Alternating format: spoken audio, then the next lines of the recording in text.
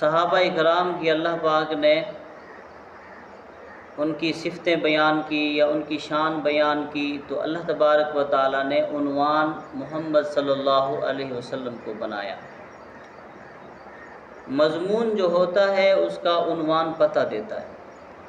کتاب جب آپ لینے جاتے ہو بازار میں تو اس کے اوپر جو عنوان لکھا ہوتا ہے اندر کے مضمون کا پتہ دیتا ہے۔ تو مضمون تھا صحابہ کا، تو عنوان اللہ پاک نے محمد رسول اللہ صلی اللہ علیہ وسلم کو بنایا۔